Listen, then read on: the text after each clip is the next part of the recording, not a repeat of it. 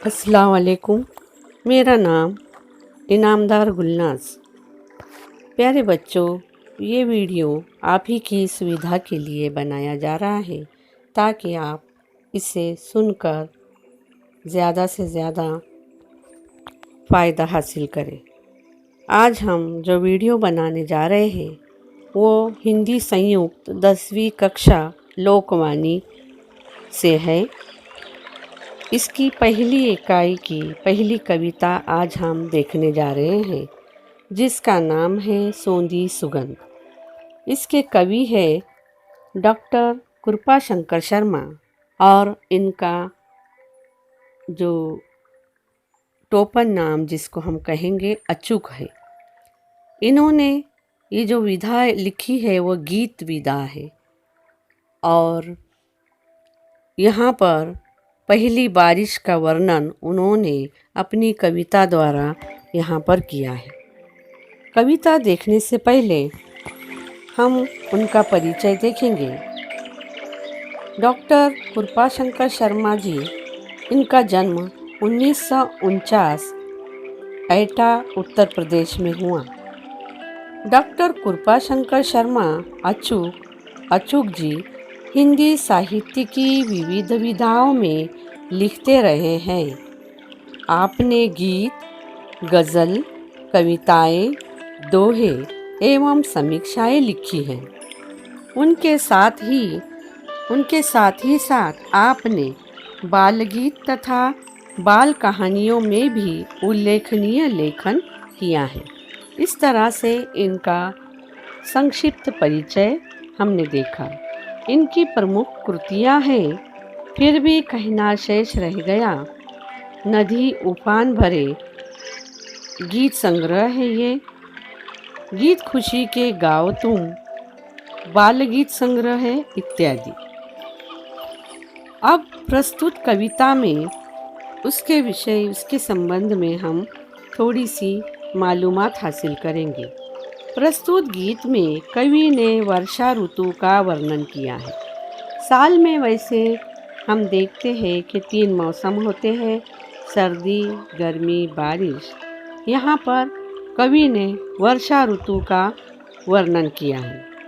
वर्षा में प्रकृति के विविध रूपों, पेड़ पौधों, नदी तालाबों आदि में होने वाले परिवर्तनों का यहाँ सजीव एवं मनोहारी वर्णन किया गया है।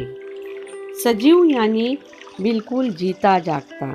जैसे हम इस कविता को पढ़ते पढ़ते उसी मनोहर दृश्य में या ऐसे मानो कि वास्तव स्थिति में हम खो जाएंगे।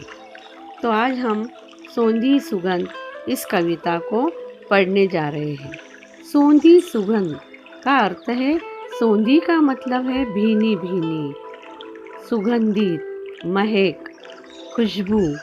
और जो मिट्टी की खुशबू आती है, सुगंध आती है, उसे सोंधी सुगंध कहा जाता है।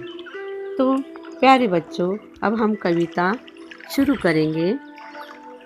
सोंधी सोंधी सी सुगंध माटी से बोली, सोंधी सोंधी सी सुगंध माटी से बोली, बादल बरस गया धरती ने आंखें खोली।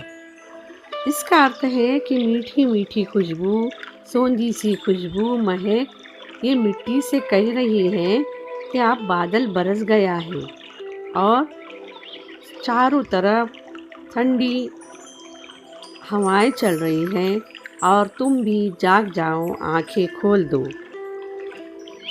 चारों ओर हुई हरियाली, कहे मयूरा, सदियों का जो सपना है हो जाए पूरा। एक यहाँ पर नहीं अकेला, होंगी टोली, सोंधी सोंधी सी सुगंध माटी से बोली। अब बारिश आने से, वर्षा का आगमन होने से चारों तरफ हरियाली छाई है और हरी भरी सब तरफ से पेड़ पौधे हरे भरे नज़र आ रहे हैं, हरियाली छाई हुई है। तो इसमें आपको मालूम है कि वर्षा ऋतु में, बारिश के मौसम में, मोर अक्सर बारिश के मौसम में बारिश को देखकर नाचते हैं। तो यहाँ पर कवि ने मयूर का या मोर का वर्णन किया है कि चारों तरफ हरियाली छाने से मोर भी खुश हो गए हैं और वो कह रहे हैं कि जो सदियों का हमारा सपना था, बारिश आने का जो सपना था, वो आज पूरा हो गया। सदियाँ मतलब 100 वर्ष से, और ये आज हमारा सपना पूरा हो गया है बारिश आने से। एक यहाँ पर अभी कोई अकेला नहीं होगा, तो हम समूह में, झुंड में, पूरी टोली यहाँ पर आएंगी और फिर माटी कहती है सोंधी सोंधी सी सुगंध माटी से बोली। बाग बगीचे ताल तलैया सब मुस्काए। बाग बगीचे, बाग बागीचे, ताल मतलब तालाब, तलैया यानी छोटा सा तालाब, और ये सब मुस्कुराए, मुस्कुराने लगे, खुश हो गए। इंसान कब मुस्कुराता है? जब उसको प्रसन्नता होती है, खुशी होती है, तब बाग बगीचे ताल तलैया सभी मुस्काए, झूम झूम कर मस्ती में तरु गीत सुनाए। तरु मतलब पेड़ पौधे, वृक्ष, और पेड़ पौधे भी झूम झूम कर गीत सुनाने लगे हैं। क्यों गीत सुनाने लगे हैं? कि वर्षा के आने से, बारिश आने से ये इनके ऊपर की धूल मिट्टी भी साफ हो गई है और खुशगवार माहौल है, इसलिए वो भी झूम झूम कर मस्ती में गीत सुनाने लगे हैं। मस्त पवन ने अब खोली है अपनी झोली, सोंधी सोंधी सी सुगंध माटी से बोली। पवन मतलब हवा, और खूब हवाएं चल रही है, ठंडी ठंडी। देखो, बारिश के आने के बाद, बारिश हो जाने के बाद थोड़ी ठंडी हवा में ठंडक आ जाती है और ठंडी हवाएं, मनमोहक हवाएं चलने लगती है। तो मानो हवा ने अपनी झोली खोल दी है और मदमस्त हवाएं अपनी मर्जी से बह रही है और सोंधी सोंधी सी सुगंध माटी से बोली। सागर का जो था मंसूबा सफल हो गया।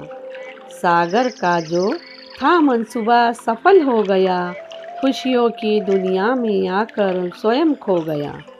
सागर मतलब समुद्र, और उसका मंसूबा, इरादा, प्लान जो था वो पूरा हो गया, कामयाब हो गया, सफल हो गया। और इस तरह से सागर का जो मंसूबा था, जो प्लान था, जो इरादा था, वो पूरा हो गया है। कैसे पूरा हो गया? कि उसमें तमाम नदियाँ अपना पानी बहा कर लाती है और उससे मिलती है, और खुशियों की दुनिया में आकर स्वयं खो गया। स्वयं यानी खुद। और इतने उसका, जब इंसान की इरादे पूरे हो जाते हैं, उसको कामयाबी मिलती है, तो जाहिर है कि वो खुश होता है, प्रसन्न होता है। और वैसे ही सागर भी खुशियों की दुनिया में आकर वो खुद को खो दिया है उसने, और वो लीन हो गया है अपने आप में। धरती ने श्रृंगार किया फिर माथे रोली, और धरती भी खूब नहा धोकर उसने श्रृंगार किया है, सज संवर कर फिर उसने अपने माथे रोली मतलब टीका, कुमकुम या चंदन ऐसा लगाकर वो और भी अधिक सुंदर नजर आने लगी है। और इस तरह सोंधी सोंधी सी सुगंध माटी से बोली। पावस का मधुमास आस विश्वास बढ़ाता। पावस का मधुमास आस विश्वास बढ़ाता, नतमस्तक होकर अचूक पद पुष्प चढ़ाता। पावस यानी पाउस या बरसात का मौसम, मधुमास वसंत ऋतु, और बरसात का मौसम जो है, पावस का मास जो है मधुमास। आस यानी उम्मीद, विश्वास, विश्वास यानी विश्वास। और बरसात के मौसम के बाद में या बरसात के मौसम के साथ ही वसंत ऋतु भी अपना बहुत विश्वास, उम्मीद बढ़ाता है। और नतमस्तक होकर, अचूक जो है ये कवि का जो तखल्लुस हम कहते हैं उर्दू में, और मराठी में जो टोपन नाम कहते हैं, तो वो कवि का नाम है कि नतमस्तक होकर, कवि नतमस्तक हो जाता है और पद यानी चरण पर, पैरों पर फूल, पुष्प यानी फूल, फूल चढ़ाता है और धरती माँ को प्रणाम करता है। सदा सदा से चलती आई हंसी ठिठोली। और सदा सदा खुश होने के बाद देखो हंसी मजाक करते हैं, ठिठोली उड़ाते हैं और मजाक करते हैं। इस तरह से सदियों से ये चलता आ रहा है कि हंसी खुशी सब यहाँ पर मिलजुल कर रहते हैं।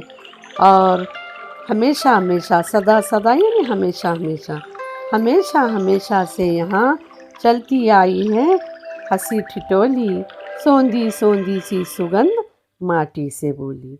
और इस प्रकार ये सुंदर सी कविता आज हमने पढ़ी और इसके कठिन शब्द भी हमने देखे हैं। तो प्यारे बच्चों, आप इसको अच्छी तरह से सुनकर, इसे दोहराकर पढ़कर इसके कठिन शब्द भी आप अपनी नोटबुक में या अपनी कॉपी में लिख लें। धन्यवाद।